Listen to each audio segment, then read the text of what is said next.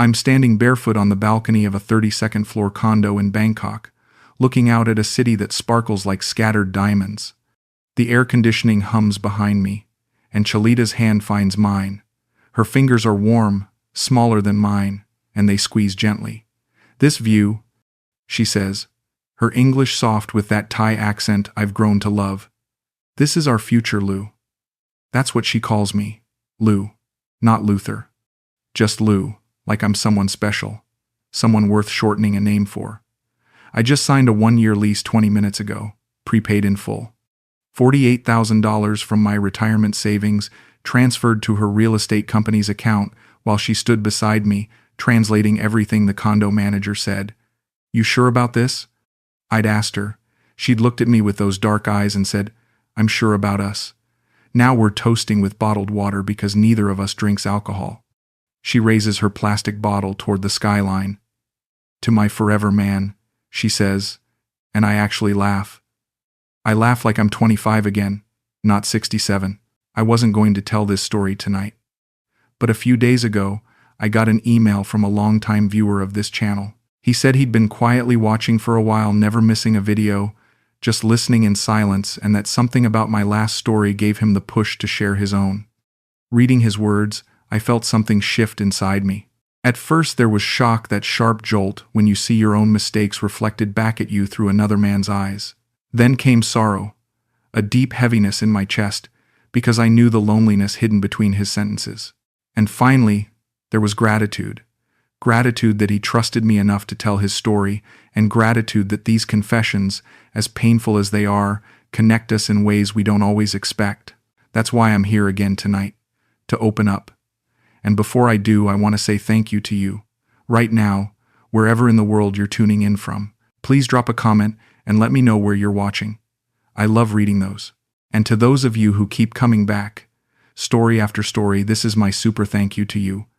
You're the reason I can sit here and tell the truth, no matter how much it hurts. Please like this video, subscribe if you haven't yet, and join the conversation. Because tonight, I need to take you back. Let me take you back to where it all started.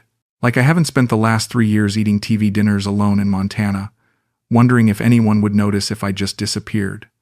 Forever, I repeat, clinking my bottle against hers. The word tastes different in my mouth now. Possible. Real. She leans against the railing, her black hair catching the late afternoon light. "You make me feel safe, Lou. Like nothing bad can happen when you're here." I want to tell her she makes me feel alive again, that I'd forgotten what it was like to matter to someone. But instead, I just pull her close and kiss the top of her head. She smells like jasmine and hope. This is it, I think. This is what I came to Thailand for. Not just the cheap living or the warm weather. This. Love. A second chance at something I thought was over for me. "I love you, Chelita."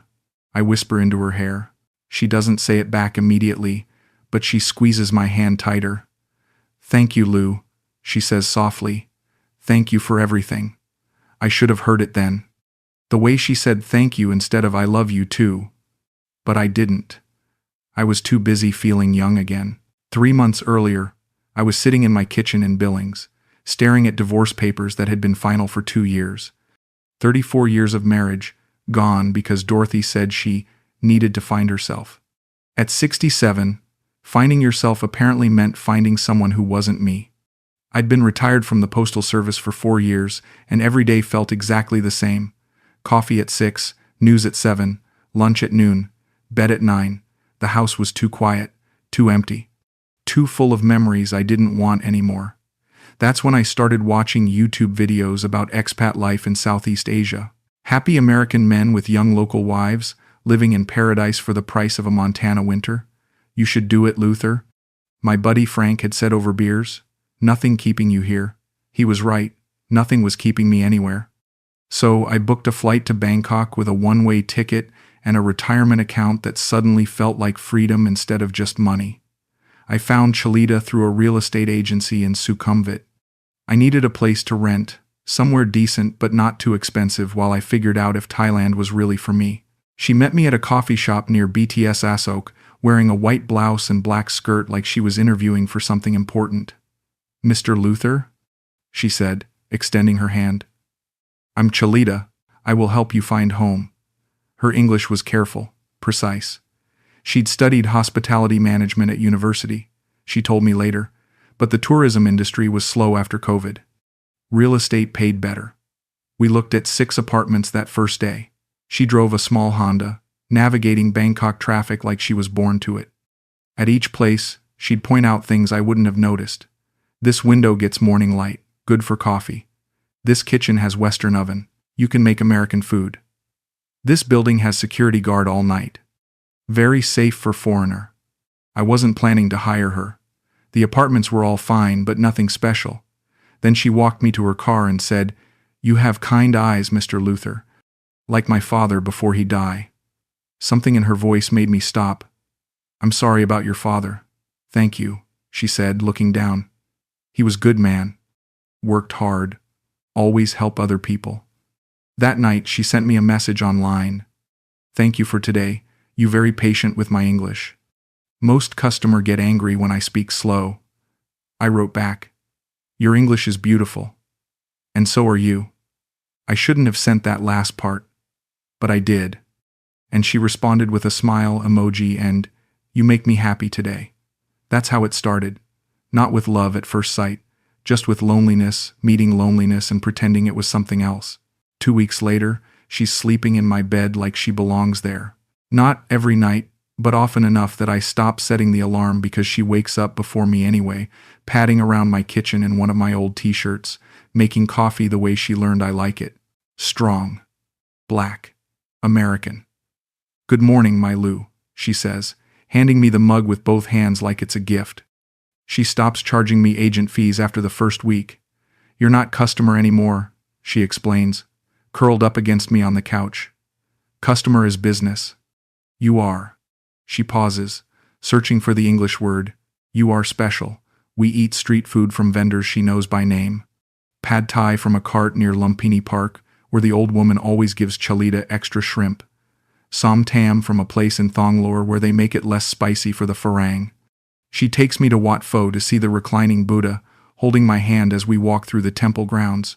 "Buddha, teach us about suffering," she says quietly, "but also about end of suffering."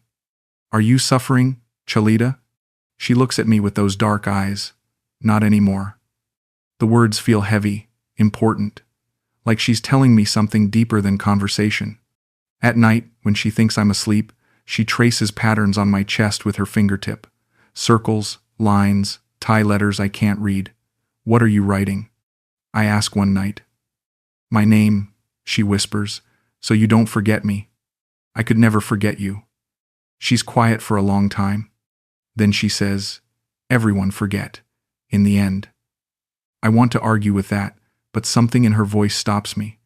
Instead, I pull her closer and listen to her breathe until we both fall asleep. During the day, she tells me stories about her life, how she grew up in Nakhon Ratchasima with her mother and grandmother, how her father died in a motorcycle accident when she was 16, how she came to Bangkok with nothing but a university acceptance letter and enough money for 2 months' rent. "I work in hotel first," she says. But Western men, they think Thai girl in hotel means something else, always grabbing, always asking price. That must have been hard. I learned to be careful. Trust is expensive in Bangkok. She says it like a fact, not a complaint. Like wisdom learned the hard way. I want to tell her she can trust me, that I'm different, that I would never hurt her. But the words feel too big, too soon, so instead I just hold her hand and hope she understands. The first time she cries in front of me, we're watching a movie on Netflix. Some romantic comedy I picked because I thought it would make her happy. But when the credits roll, her eyes are full of tears. "Sorry," she says, wiping her face. "Movie make me sad." "Why sad?" "They ended up together. He had money," she says quietly. "Everything easy when you have money." I turn off the TV and face her on the couch. "Are you worried about money, Chelita?" She doesn't answer immediately. She picks at a thread on my sofa cushion, not meeting my eyes. Finally, she says, "My boss, he steal commission from my sales. I work hard, but he say customer pay him directly, not through company, so I get nothing. That's illegal. You should report him." She laughs, but there's no humor in it. You don't understand Thailand. Boss always win. Girl like me, we have no power. The next week, she's quieter than usual. When I ask what's wrong, she says her mother is in the hospital in Nakhon Ratchasima. Just checking, she says quickly. Nothing serious. But I need to send money for medicine. How much do you need? No, I cannot ask you. You're not asking. I'm offering. She looks at me like I've said something in a foreign language. Why you want to help me? Because I care about you. Because that's what people do when they love someone. The word slips out before I can catch it. Love. We've been dancing around it for weeks, but I've never said it directly. She stares at me for a long moment. Then she says, I need 8,000 baht. For medicine and hospital room. I transfer the money that afternoon. 8,000 baht. About $220. Nothing to me. Everything to her mother apparently. She cries when I show her the transfer confirmation. Thank you, Lou. Thank you so much.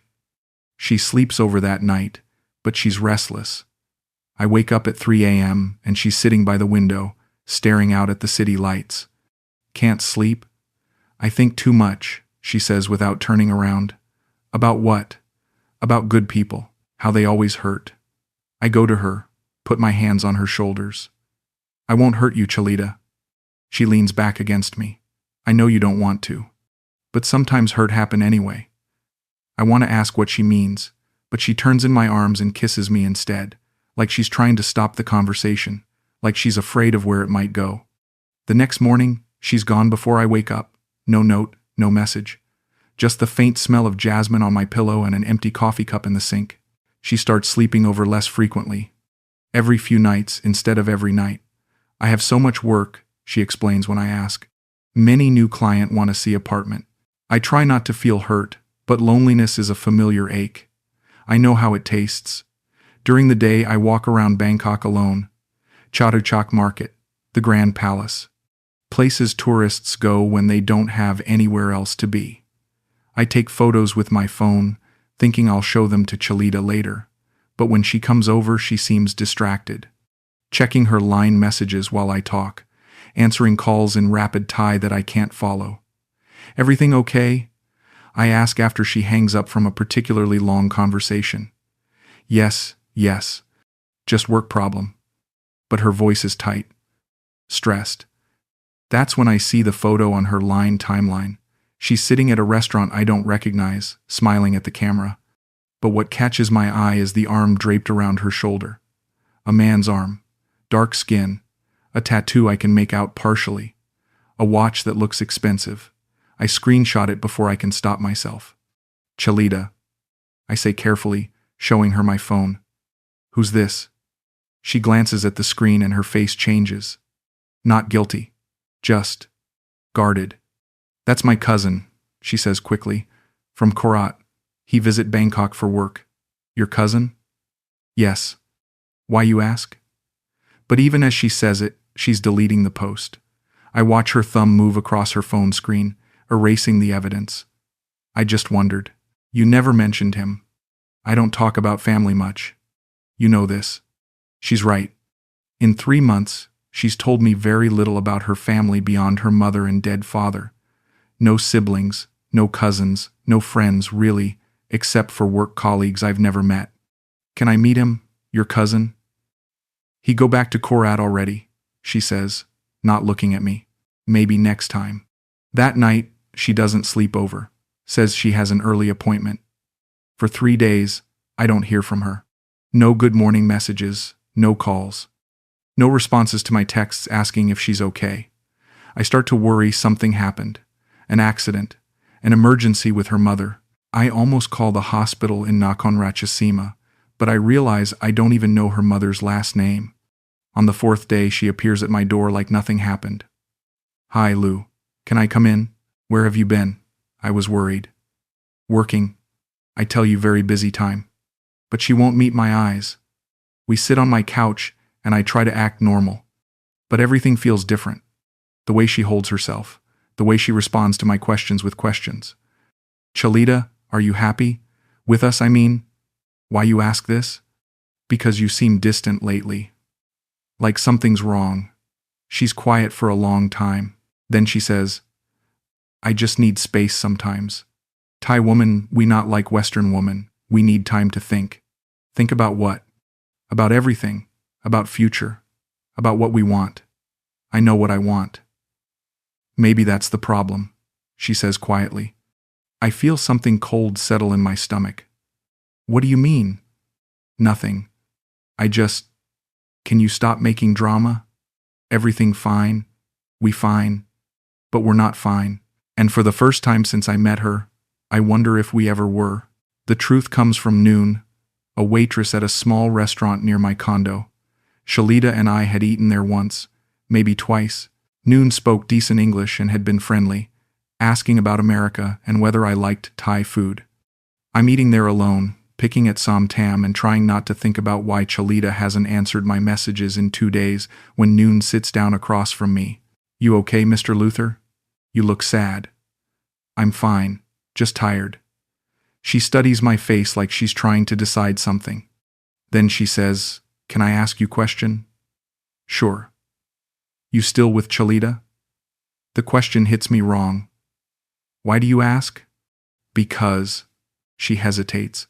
Because she tell me you very generous man, you help her with money problem. She mentioned me? She say you good man. She say you cover rent for 6 month already. She very happy about this. She say Western man always want to help Thai girl. The words don't make sense at first. Cover rent for 6 months. I've given her money 3 times. The first for her mother's hospital bill. The second when she said her boss wasn't paying commissions. The third when she cried about losing her apartment. But 6 months of rent? That would be. How much rent does she pay? I ask Noon. She say 25,000 baht per month. So you pay. Noon counts on her fingers. 150,000 baht? Very generous. 150,000 baht. About $4,000. More than I gave her. Much more. Unless the apartment I'm paying for isn't the one she told me about. Unless the money I thought was helping her keep her place was actually helping her get a better one. My chest feels tight. Did she tell you anything else about me? Noon looks uncomfortable now. Maybe I say too much already. Please, I need to know. She sighs. She say you very lonely man. She say you need someone to take care of. She say this make you happy, so she let you. Let me. Like she's doing me a favor by taking my money. I pay my bill and walk home in a daze. That night, I sit at my kitchen table with my banking app open, adding up every transfer I've made to Chelita. Hospital bills, rent assistance, emergency money for her mother, commission theft, a broken air conditioner, a stolen motorcycle, 7 transfers over 3 months, 230,000 baht, more than $6,000. I've been paying her rent. I've been paying for everything. And she never asked directly. She just cried. She just struggled. She just needed help. And I kept offering. Because that's what love does, right? It helps. It provides. It takes care of people. But what if it wasn't love? What if it was just loneliness with a price tag? I call her. She doesn't answer. I text her. We need to talk. No response. Finally I write. I know about the rent money. This time she calls back immediately. Lou, what you mean? I talked to Noon. She told me about the 6 months rent. Silence. Long enough that I think the call dropped. Chelita? I'm here. Is it true? Have I been paying your rent this whole time? You want to help me. I never ask. That's not an answer. You give money because you want to. I never force you. But you never told me it was all for the same apartment. You made it sound like emergencies. Hospital bills, stolen commissions, different problems. They all problem. Money problem. I need money. You give money. What difference? The difference is everything. The difference is that I thought I was helping someone I loved get through temporary difficulties, not paying someone to be with me. Chelita, do you love me? Why you ask this now? Because I need to know. Do you love me, or do you just love what I provide? She's quiet again. Then she says, Love is complicated, Lou. No, it's not. Either you love me or you don't. You want simple answer for complicated question. Yes, I do. She sighs. I care about you. You good man. You kind. You make me feel safe. That's not what I asked. It's only answer I have. I'm sitting in the dark now, looking out at the Bangkok skyline. All those lights, all those lives, all those people who probably aren't having this conversation. Were any of the emergencies real? Your mother's hospital bills? The stolen commissions?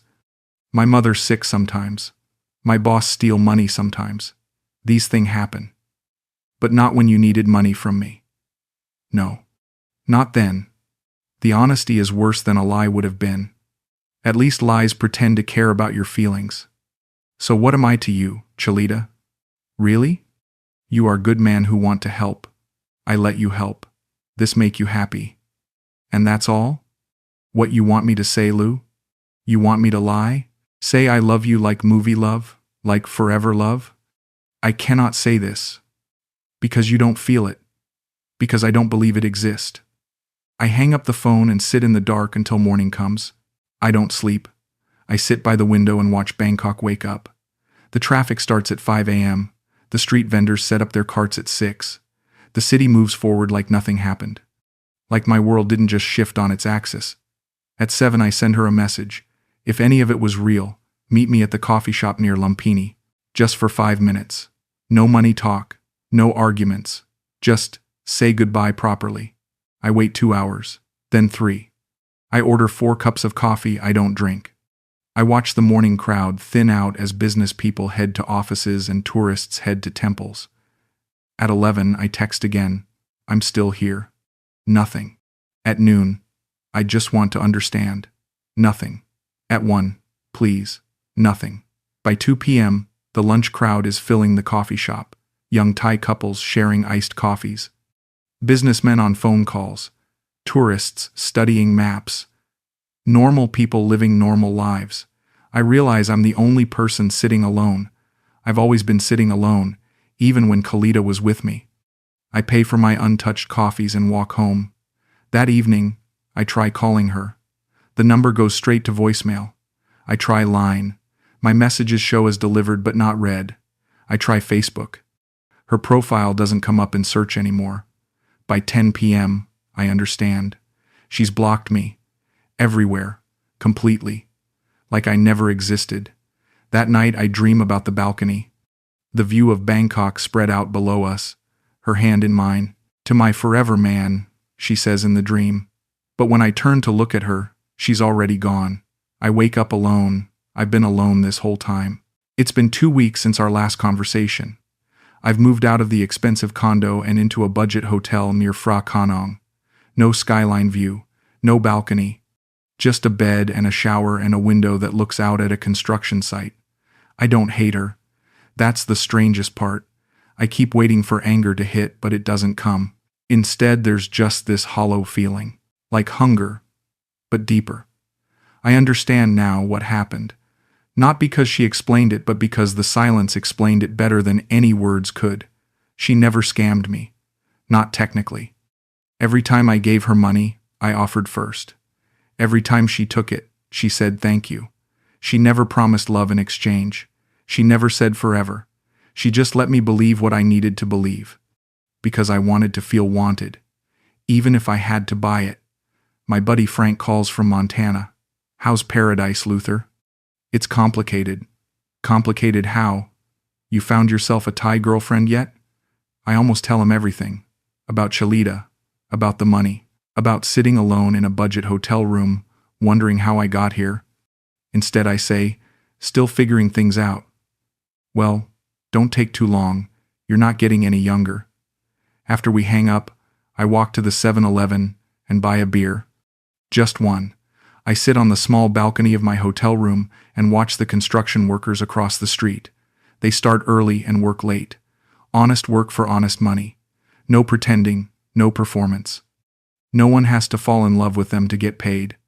I think about the 34 years I was married to Dorothy. We fought sometimes, we went through rough patches, but I never questioned whether she loved me.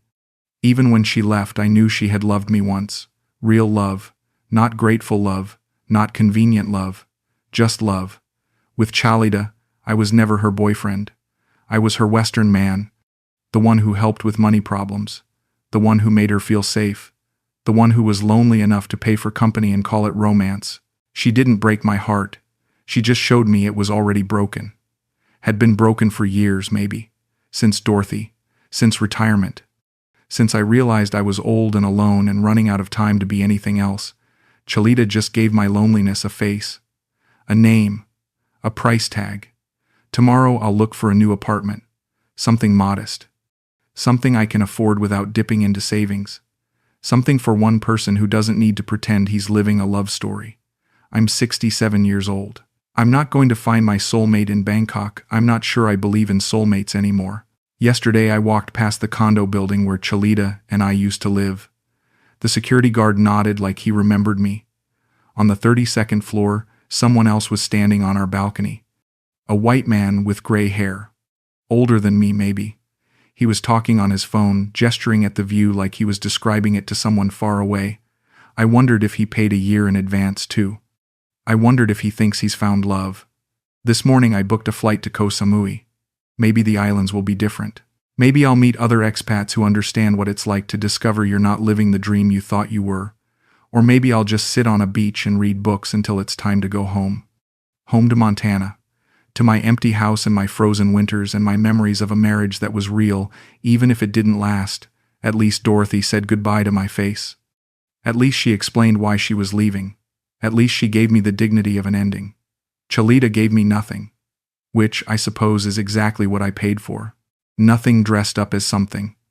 Loneliness with a prettier face. A walking wallet who got to feel useful for a while. I'm not angry anymore. I'm not even hurt, really. I'm just tired. Tired of pretending. Tired of hoping. Tired of believing that love is something you can purchase with kindness and generosity and desperate need. Real love doesn't have a price.